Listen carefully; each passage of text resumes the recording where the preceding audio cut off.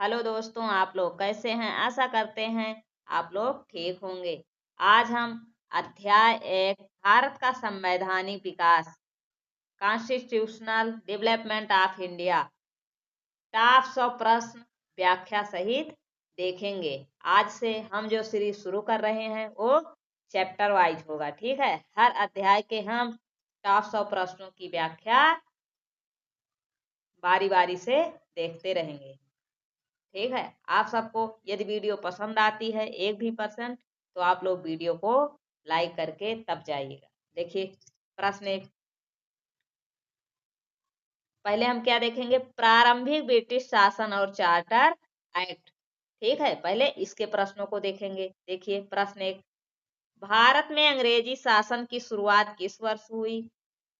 कब हुई? 1757 प्लासी का युद्ध। व्याख्या इसकी देखिए, 1757 की प्लासी की लड़ाई में अंग्रेजों की विजय से भारत में ब्रिटिश शासन की नींव रखी गई। देखिए अगला प्रश्न,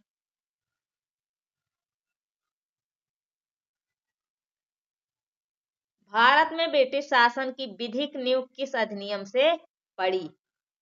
तो उत्तर क्या होगा? Regulating act 1773। इसकी व्याख्या, यह भारत का पहला संसदीय अधिनियम था जिसे गवर्नर ऑफ बंगाल को गवर्नर जनरल ऑफ बंगाल बनाया। प्रश्न 3 देखिए, भारत के पहले गवर्नर जनरल कौन थे? कौन थे? Warren Hastings. व्याख्या, 1773 के रेगुलेटिंग एक्ट के तहत वारेन हेस्टिंग्स को बंगाल का गवर्नर जनरल बनाया गया। किसके तहत? 1773 के रेगुलेटिंग एक्ट के तहत। ठीक है, आगे देखिए प्रश्न 4 देखिए, 1784 का पिट्स इंडिया एक्ट किससे संबंधित है?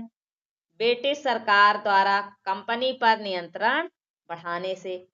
इस अधिनियम से ब्रिटिश संसद ने कंपनी के भारतीय कार्यों पर सीधा नियंत्रण स्थापित किया। अगला देखिए, गवर्नर जनरल ऑफ इंडिया का पद कब बनाया गया? कब बनाया गया? 1833 के चार्टर एक्ट से बनाया गया। इस अधिनियम द्वारा बंगाल, मद्रास और बंबई की विधायी शक्तियां केंद्र में निहित की गई। ठीक है, इस अधिनियम के द्वारा बंगाल, मद्रास और बंबई की विधायी शक्तियां केंद्र में निहित की गई। अगला देखिए, आगे के जो प्रश्न होंगे चार्टर एक्ट और प्रशासनिक सुधार से होंगे। देखिए, चार्टर एक्ट 1813 का मुख्य प्रावधान क्या था? उत्तर देखिए, भारत में ईसाई मिशनरियों का प्रचार की अनुमति दी गई। व्याख्या, इससे ब्रिटिश सरकार ने भारतीय शिक्षा और धर्म पर प्रभाव डालना शुरू किया। प्रश्न 7, चार्टर एक्ट 1833 द्वारा कंपनी के व्यापार पर क्या प्रभाव पड़ा? कंपनी का व्यापारिक एकाधिकार समाप्त हो गया। कंपनी पर जो अकेले अधिकार था वो समाप्त हो गया। इसकी व्याख्या, कंपनी अब केवल प्रशासनिक संस्था बन गई, व्यापार नहीं कर सकती थी।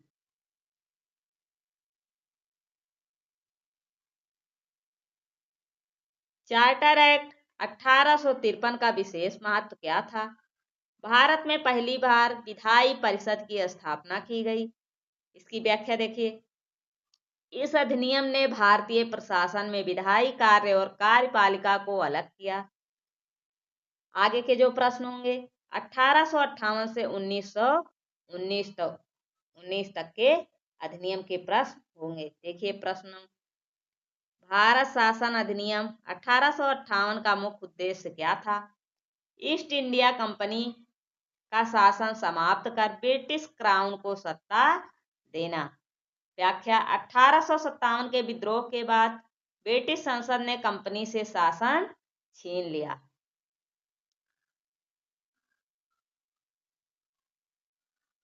देखिए प्रश्न 10, भारत के प्रथम वायसराय कौन थे? कौन थे? Lord Canning. व्याख्या इसकी, 1858 अधिनियम के बाद वायसराय का पद सृजित हुआ और कैनिंग पहले बने। ठीक है, पहले वायसराय बने। अगला देखिए, भारत परिषद अधिनियम 1861 का महत्व क्या है? पहली बार विधायी परिषद में भारतीय सदस्यों की नियुक्ति की अनुमति दी गई। व्याख्या, इससे भारतीयों को प्रशासन में सीमित प्रतिनिधित्व मिला। ठीक है, आगे देखिए,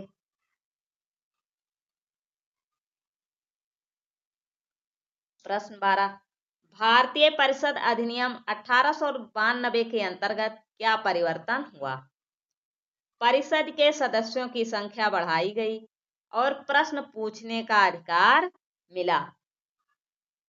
यह भारतीय प्रतिनिधित्व की दिशा में एक कदम था। ठीक है, इसकी व्याख्या क्या है? यह भारतीय प्रतिनिधित्व की दिशा में एक कदम था। आगे देखिए, प्रश्न 13, 1919 का भारतीय परिषद अधिनियम मार्ले मिंटो सुधार क्यों प्रसिद्ध है? ठीक है, ये 1919 का भारतीय परिषद अधिनियम जो है, इसको और किस नाम से जानते हैं? मार्ले मिंटो सुधार अधिनियम से। ठीक, इसका उत्तर क्या होगा? मुस्लिमों के लिए अलग निर्वाचन क्षेत्र की व्यवस्था की गई। यह सांप्रदायिक राजनीति की शुरुआत मानी जाती है। अगला देखिए, 1919 का भारत शासन अधिनियम किस नाम से जाना जाता है? तो किस नाम से जाना जाता है? मॉन्टेग्यू जेम्स फोर्ड सुधार। ठीक है, व्याख्या इसकी, इसने द्वैध शासन प्रणाली की शुरुआत की। ठीक है, ये जो लिखा है ये क्या है? मॉन्टेग्यू है। ठीक है, गलत लिखा है, मॉन्टेग्यू मॉन्टेग्यू जेम्स फोर्ड सुधार। अगला देखिए, प्रश्न 15, द्वैध शासन प्रणाली का क्या अर्थ है? उत्तर, प्रांतीय विषयों को दो भागों में बांटकर आरक्षित और स्थानांतरित शासन करना। व्याख्या, स्थानांतरित विषयों का संचालन भारतीय मंत्रियों द्वारा किया जाता था।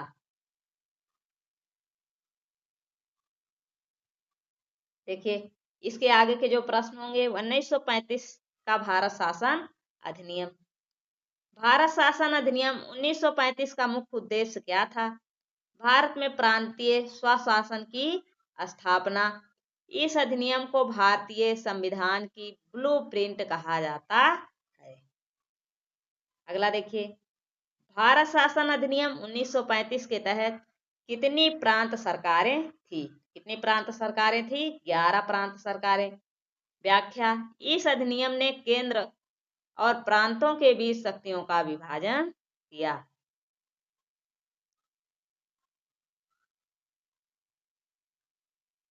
प्रश्न 18, इस अधिनियम के तहत संघीय न्यायालय की स्थापना की कब हुई? ठीक है, 1935 अधिनियम के तहत संघीय न्यायालय की स्थापना कब हुई? तो कब हुई? 1937 में। व्याख्या, यह सर्वोच्च न्यायालय की पूर्ववर्ती संस्था थी। पूर्ववर्ती का मतलब पहले की संस्था थी। प्रश्न 19, भारत शासन अधिनियम 1935 के अनुसार केंद्र और प्रांतों में शक्तियों का विभाजन कितनी सूचियों में किया गया? कितनी सूचियों में किया गया? 3, संघीय, प्रांतीय और समवर्ती सूची में। ठीक है, अगला देखिए, व्याख्या इसकी, यही प्रणाली आज भी भारतीय संविधान में अपनाई गई है।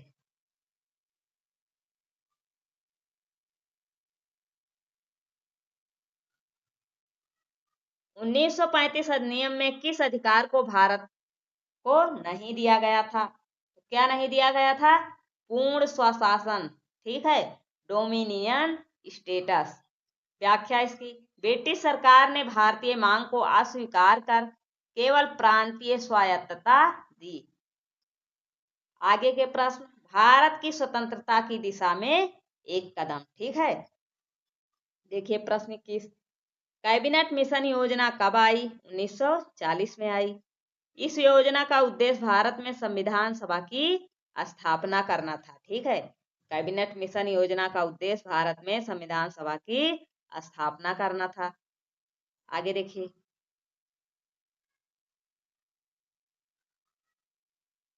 भारत स्वतंत्रता अधिनियम कब पारित हुआ? 18 जुलाई 1947। व्याख्या, इसी अधिनियम द्वारा भारत और पाकिस्तान दो स्वतंत्र राज्यों के रूप में स्थापित हुए। ठीक है, देखिए ये जो भारत स्वतंत्रता अधिनियम था, इसी के द्वारा पाकिस्तान और भारत दो स्वतंत्र राज्यों के रूप में स्थापित हुए। ठीक है, ये कब लागू हुआ? 18 जुलाई 1947 को। भारत की संविधान सभा की पहली बैठक कब हुई? ये बहुत पूछा जाता है। 9 दिसंबर 1946। व्याख्या, अस्थायी अध्यक्ष सच्चिदानंद सिन्हा थे। आगे देखिए, संविधान सभा ने संविधान को कब स्वीकार किया? 26 नवंबर 1949 को। व्याख्या, यह दिन संविधान दिवस के रूप में मनाया जाता है। ठीक है, 26 नवंबर को संविधान दिवस मनाया जाता है। प्रश्न 25 देखिए, संविधान को कब लागू किया गया? 26 जनवरी 1950 को लागू किया गया। इसी दिन भारत गणराज्य बना। ठीक है, भारत कब गणराज्य बना? 26 जनवरी 1950 को। आगे देखिए, 1773 के रेगुलेटिंग एक्ट द्वारा किस संस्था की स्थापना की गई? कलकत्ता में सुप्रीम कोर्ट। व्याख्या इसकी, यह भारत का पहला सर्वोच्च न्यायिक निकाय था। प्रश्न 27, सुप्रीम कोर्ट की स्थापना कब हुई थी? 1774 में हुई थी। व्याख्या, कलकत्ता में स्थापित मुख्य न्यायाधीश एलिजाबेथ इम्फे थे। ठीक है, ये इम्पे थे। ठीक, आगे देखिए,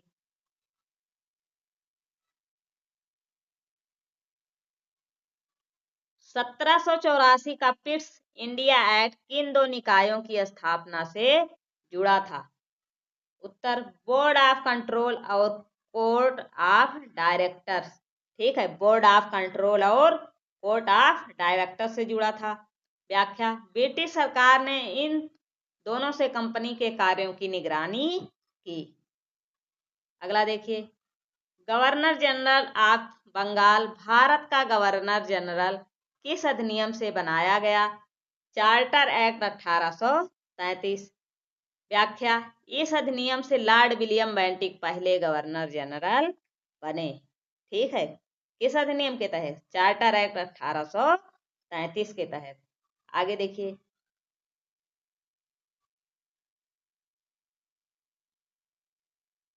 प्रश्न 30, चार्टर एक्ट 1833 में दास प्रथा स्लेवरी को किसके अधीन समाप्त किया गया? किसके अधीन समाप्त किया गया? लॉर्ड विलियम बेंटिक ने समाप्त किया।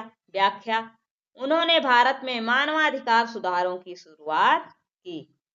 प्रश्न 31, चार्टर एक्ट 1853 ने क्या नई व्यवस्था दी? उत्तर, भारत सिविल सेवा आईसीएस की परीक्षा की व्यवस्था। ठीक है, आईसीएस की परीक्षा की व्यवस्था किस अधिनियम के तहत आई? चार्टर एक्ट 1853 के तहत आई।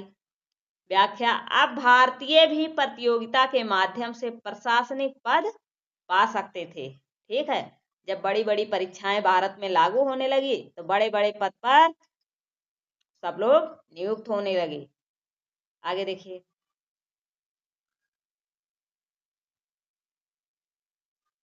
भारत में ब्रिटिश संसद का सीधा नियंत्रण कब प्रारंभ हुआ? भारत शासन अधिनियम 1858। व्याख्या, कंपनी का शासन समाप्त कर क्राउन के अधीन कर दिया गया। प्रश्न 33, भारत सचिव secretary of state for India का पद कब बना? तो कब बना? 1858 के अधिनियम द्वारा। व्याख्या, यह ब्रिटिश संसद में भारत के मामलों की देखरेख करता था। कौन? 1858 के अधिनियम द्वारा भारत सचिव secretary of state for India. ठीक है, ये जो था भारत सचिव, यह ब्रिटिश संसद में भारत के मामलों की देखरेख करता था। किस अधिनियम के द्वारा? 1858 के अधिनियम द्वारा। आगे देखिए, 1861 के अधिनियम ने गवर्नर जनरल को क्या अधिकार दिया? विधायी परिषद का गठन करने का। इस अधिनियम ने विधायिका की शुरुआत की। अगला देखिए, 1861 अधिनियम के तहत पहली बार कितने भारतीय सदस्य बनाए गए? कितने बनाए गए? 3 भारतीय सदस्य बनाए गए। व्याख्या इसकी देखिए, जैसे राजा बनारस सिंह, महाराजा पटियाला आदि। आगे देखिए,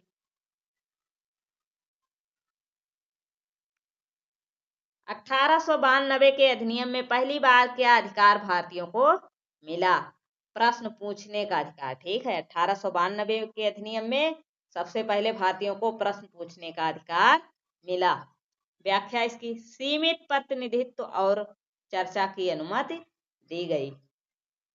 प्रश्न 37, भारतीय राष्ट्रीय कांग्रेस की स्थापना कब हुई? 1885 में हुई। व्याख्या, ए.ओ. ह्यूम द्वारा यह सुधारों की मांग के लिए राजनीतिक मंच बना।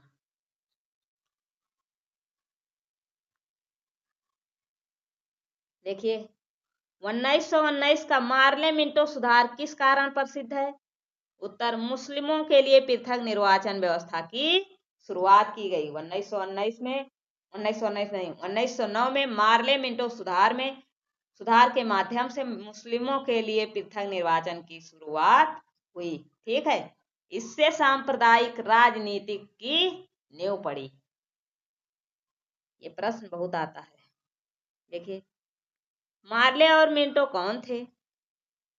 मार्ले ब्रिटेन के सचिव, मिंटो भारत के वायसराय। ठीक है, इन्हीं दोनों के माध्यम से यह नाम पड़ा, मार्ले और मिंटो सुधार। ठीक है, मार्ले कहाँ के थे? ब्रिटेन के सचिव थे। मिंटो भारत के वायसराय थे। तो दोनों ने मिलकर 1909 का अधिनियम बनाया।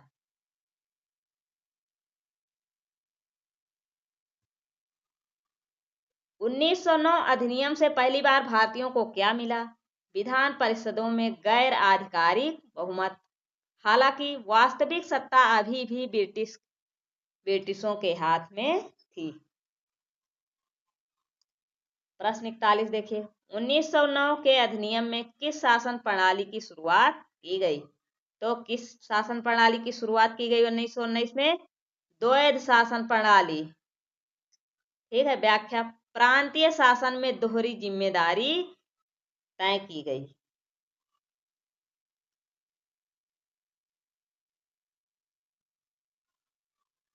उन्नीस अधिनियम के तहत केंद्रीय विधानमंडल में कितने सदन बनाए गए? 2 सदन बनाए गए, राज्य परिषद और केंद्रीय विधानसभा। व्याख्या, पहली बार 2 सदनीय केंद्रीय विधानमंडल की स्थापना हुई। प्रश्न 43 देखिए, मॉन्टेग्यू चेम्सफोर्ड सुधार रिपोर्ट कब प्रस्तुत की गई? 1918 में। व्याख्या, इसी रिपोर्ट के आधार पर 1919 का अधिनियम बना। ठीक है, ये मॉन्टेग्यू है।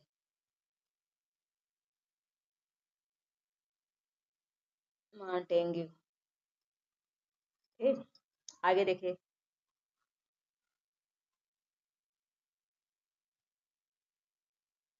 स्वशासन का क्रमिक विकास किस रिपोर्ट का वाक्यांश था? Montagu Chelmsford report. इसने भारतीयों को प्रशासन में अधिक भागीदारी देने की बात कही। आगे देखिए,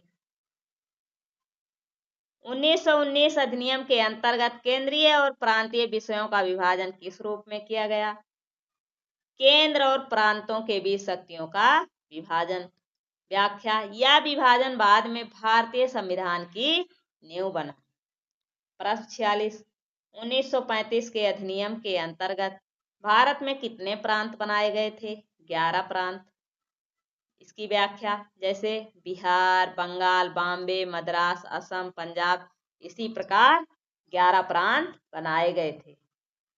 किस अधिनियम के द्वारा? 1935 के अधिनियम के द्वारा।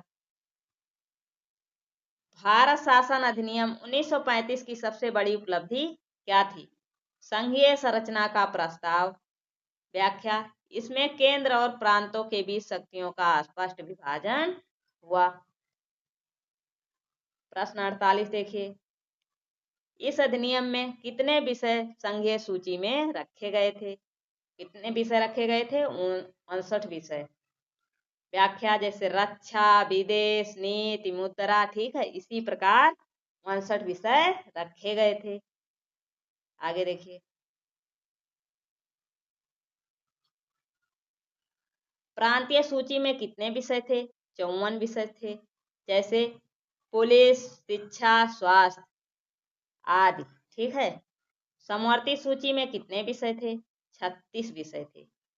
ऐसे विषय जिन पर दोनों केंद्र और राज्य कानून बना सकते हैं। केंद्र का मतलब जैसे केंद्र की सरकार किसकी है? नरेंद्र मोदी की है, और राज्य की सरकार जैसे योगी सरकार है। ये दोनों मिलकर अगर कोई कानून बनाते हैं, इसी को क्या कहते हैं? समवर्ती सूची में ये कानून है, ठीक है। हम लोग आधे प्रश्नों को कर चुके हैं। आप लोग वीडियो को लाइक कर दीजिएगा, नए हैं तो चैनल को सब्सक्राइब कर दीजिएगा, ठीक है। चलो देखते हैं इसके आगे प्रश्न।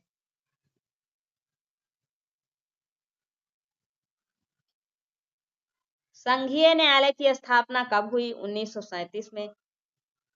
इसका मुख्यालय कहाँ है? कलकत्ता में है। संघीय न्यायालय की स्थापना 1937 में हुई। इसका मुख्यालय कहाँ पर है? कलकत्ता में है। प्रश्न 52 देखिए, संघीय न्यायालय का पहला मुख्य न्यायाधीश कौन था? Sir Morris Gwyer. यह भारत के न्यायिक इतिहास की महत्वपूर्ण शुरुआत थी।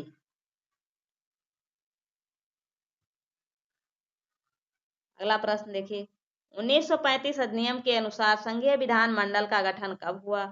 उत्तर, यह कभी लागू नहीं हुआ, ठीक है, यह कभी लागू नहीं हुआ। व्याख्या, प्रांतों ने भाग नहीं लिया, इसीलिए संघीय भाग लागू नहीं किया गया।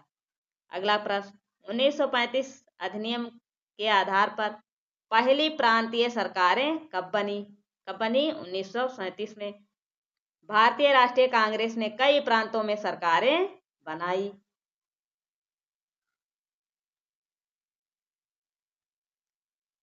भारत में 1935 अधिनियम के तहत किस प्रकार का मताधिकार था? सीमित मताधिकार, केवल 10% जनसंख्या को वोट देने का अधिकार था। प्रश्न 56 देखिए, 1935 अधिनियम में किस योजना को जन्म दिया? संघीय ढांचे की योजना। व्याख्या, यह बाद में भारतीय संविधान की संरचना का आधार बनी। आगे देखिए,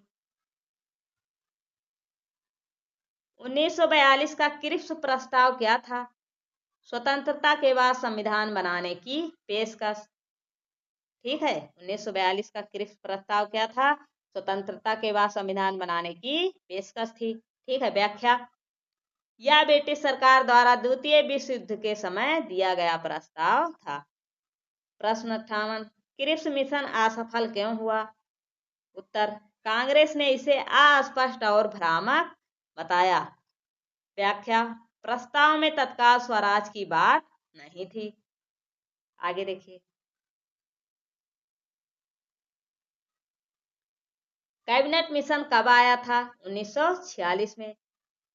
इसने भारत में संविधान सभा की स्थापना का प्रस्ताव दिया।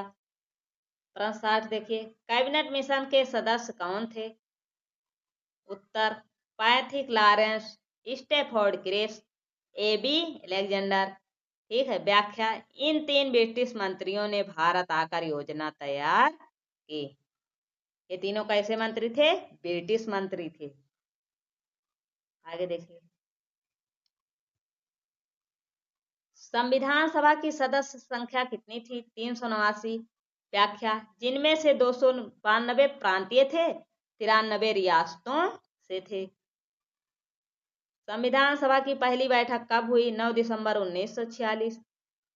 इसके अस्थायी अध्यक्ष कौन थे? सच्चिदानंद सिन्हा। आप लोगों को कमेंट बॉक्स में बताना है कि इसके अस्थायी अध्यक्ष कौन थे, ठीक है। आप लोग अगर पढ़ने के लिए सीरियस हैं तो आप लोग इसको कमेंट बॉक्स में अवश्य उत्तर दीजिएगा, ठीक है। संविधान सभा की पहली बैठक के अस्थायी अध्यक्ष कौन थे?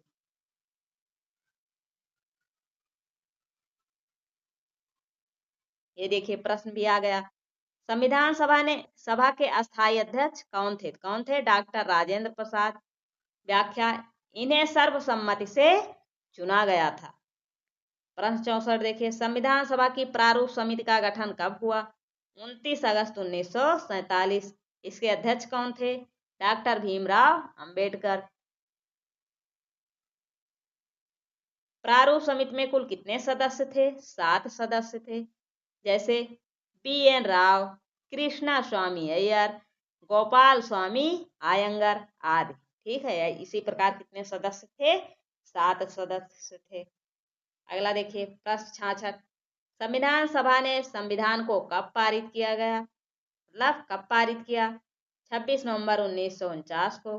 व्याख्या, संविधान को बनने में कितना समय लगा? 2 वर्ष 11 माह 18 दिन का समय लगा था। संविधान निर्माण में कुल कितनी बैठकें हुई? 11 सत्र और 166 दिन। ठीक है, कितनी बैठकें हुई? 11 सत्र में हुई और 166 दिन में हुई। व्याख्या, सभा ने विस्तृत चर्चा और संशोधन के बाद इसे पारित किया।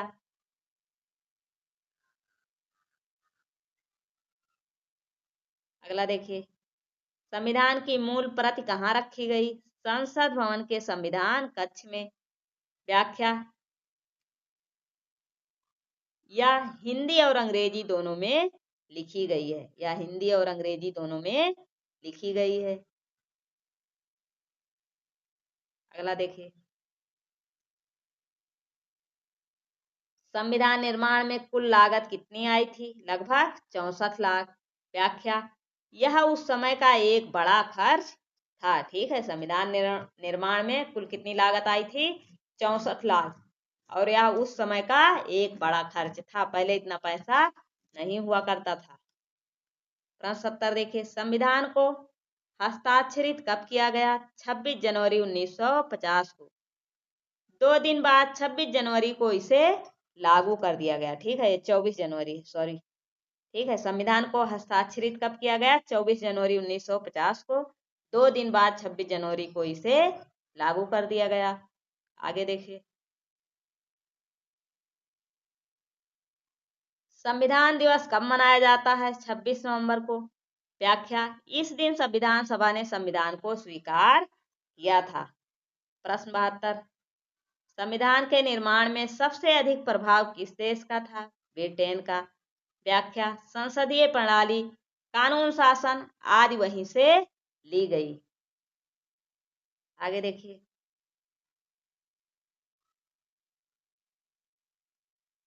भारत का संविधान एक जीवंत दस्तावेज है, किसने कहा? डॉक्टर भीमराव अंबेडकर ने। व्याख्या, उनका कहना था कि संविधान समय के साथ विकसित होता रहेगा। अगला प्रश्न, संविधान सभा में कुल कितनी महिलाएं थी? 15 महिलाएं थी। व्याख्या, इनमें हंसा मेहता, राजकुमारी अमृत कौर प्रमुख थी। संविधान की मूल हस्तलिपि किसने लिखी थी? प्रेम बिहारी नारायण राय ज्यादा। ठीक है, उन्होंने इसे सुंदर हस्तलिपि में हाथ से लिखा था। ठीक है, संविधान की मूल हस्तलिपि किसने लिखी थी? प्रेम बिहारी नारायण राय ज्यादा ने। ठीक है, इन्होंने पूरे संविधान को अपने सुंदर हाथों से लिखा था। ठीक है, आगे देखिए, संविधान सभा का गठन किस योजना से हुआ? कैबिनेट मिशन योजना 1946। ब्रिटिश सरकार ने इसी योजना से संविधान सभा की स्थापना की। संविधान सभा में सबसे वृद्ध सदस्य कौन थे? डॉक्टर सच्चिदानंद सिन्हा। ये कैसे अध्यक्ष थे? अस्थायी अध्यक्ष थे।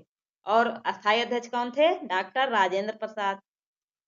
व्याख्या, इसलिए इन्हें अस्थायी अध्यक्ष बनाया गया। अगला प्रश्न, संविधान सभा में मुसलमान लीग ने भाग क्यों नहीं लिया?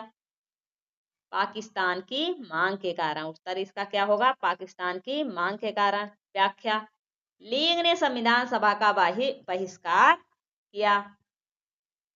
आगे देखिए, संविधान सभा में कितने सदस्य निर्वाचित थे? 296 सदस्य। यह भारत विभाजन के बाद की संख्या थी। संविधान में कुल कितने भाग हैं? मतलब वर्तमान में कितने भाग हैं, तो वर्तमान में 25 भाग हैं, ये संशोधन सहित हैं।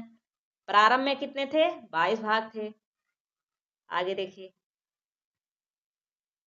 संविधान में कुल अनुसूचियां कितनी हैं, 12 अनुसूचियां हैं। प्रारंभ में कितनी थी, 8 थी। यहाँ से बहुत प्रश्न पूछे जाते हैं। संविधान में मूल अनुच्छेद कितने से थे, 395। प्रारंभ में कितने थे, 395। अब संशोधनों के बाद कितने हो गए हैं, 470 से अधिक हैं। भारत के संविधान में संशोधन का प्रावधान कहाँ है, मतलब किस अनुच्छेद में है। अनुच्छेद 368, ये बहुत पूछा जाता है प्रश्न, DIMP है। यह बताता है कि संविधान कैसे बदला जा सकता है। प्रश्न 84, संविधान में कितने संविधान का संरक्षक कहा गया। ठीक है, संविधान में किसे संविधान का संरक्षक कहा गया, तो सर्वोच्च न्यायालय को। ठीक है, संविधान का संरक्षक कौन है, सर्वोच्च न्यायालय है। इसकी व्याख्या, यह संविधान की व्याख्या और रक्षा करता है।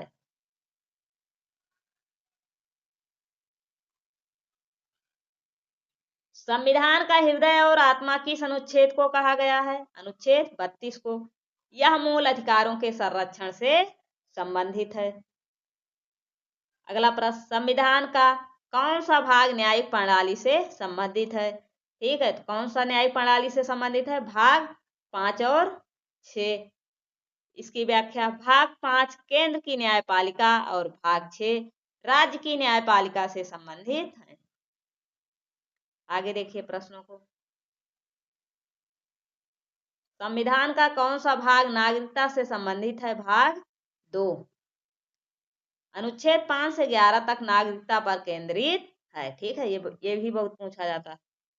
संविधान की प्रस्तावना प्रेम्बल में कुल कितने शब्द हैं, कितने हैं, 85 शब्द हैं।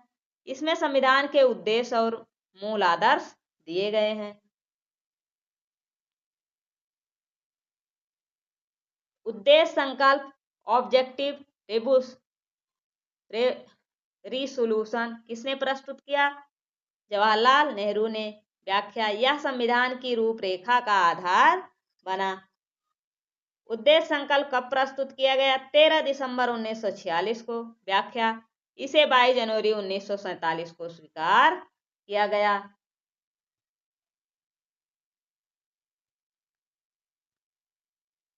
संविधान का प्रस्तावना भाग किसे दर्शाता है, संविधान की आत्मा और दर्शन। इसमें देश के आदर्श, उद्देश्य और नीति दी गई हैं। प्रश्न 92, संविधान में कितने प्रकार के संशोधन बताए गए हैं, 3 प्रकार के। व्याख्या, साधारण, विशेष और राज्यों की सहमति से। संशोधन कितने प्रकार के हो सकते हैं, साधारण हो सकते हैं, विशेष और राज्यों की सहमति से। संविधान सभा की कार्यवाही किस भाषा में होती है, हिंदी और अंग्रेजी दोनों में होती है। ठीक है, यह द्विभाषी सभा थी। संविधान सभा कैसी सभा थी, द्विभाषी सभा थी। ठीक है, ये प्रश्न आ सकता है। अगला प्रश्न, संविधान सभा में सबसे पहले किसने राष्ट्रीय गीत गाया था, पंडित रविंद्रनाथ टैगोर के वंदे मातरम का गान हुआ था। इसे प्रारंभिक सत्र में गाया गया था। आगे देखिए, संविधान में धर्मनिरपेक्षता शब्द कब जोड़ा गया, 42वें संशोधन 1976। ठीक है, धर्मनिरपेक्षता शब्द कब जोड़ा गया, 42वें संशोधन 1976 के तहत। व्याख्या, आपातकाल के दौरान जोड़ा गया था। अगला प्रश्न, संविधान में समाजवादी शब्द कब जोड़ा गया, 42वें संशोधन 1976 के द्वारा। व्याख्या, समान आर्थिक अवसर के उद्देश्य से। आगे देखिए, संविधान की मूल प्रति पर हस्ताक्षर कितने सदस्यों ने किए, 284 सदस्यों ने। व्याख्या, 24 जनवरी 1950 को। अगला प्रश्न, संविधान सभा का गठन किस आधार पर हुआ था, उत्तर, प्रांतीय विधानसभाओं के निर्वाचित सदस्यों के द्वारा। व्याख्या, कैबिनेट मिशन योजना के अनुसार।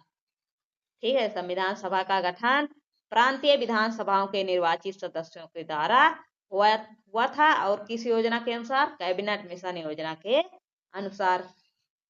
आगे देखिए, संविधान सभा की अध्यक्षता संविधान पारित करते समय किसने की? डॉक्टर राजेंद्र प्रसाद। वह कैसे अध्यक्ष थे? अस्थायी अध्यक्ष थे। अगला प्रश्न, भारतीय संविधान की रूपरेखा का सर्वाधिक स्रोत किस अधिनियम को माना जाता है? किसको माना जाता है? भारत शासन अधिनियम। आप सबको कमेंट बॉक्स में बताना है प्रारंभ में संविधान में कितनी अनुसूचियां थी। ठीक है, आज की वीडियो में इतना ही। आप लोग वीडियो को लाइक करके जाइएगा और नए हैं तो चैनल को सब्सक्राइब कर दीजिएगा। आप सबको मेरा ये प्रयास कैसा लगता है आप लोग कमेंट बॉक्स में अवश्य 2 शब्द लिखिएगा। जय हिंद, जय भारत।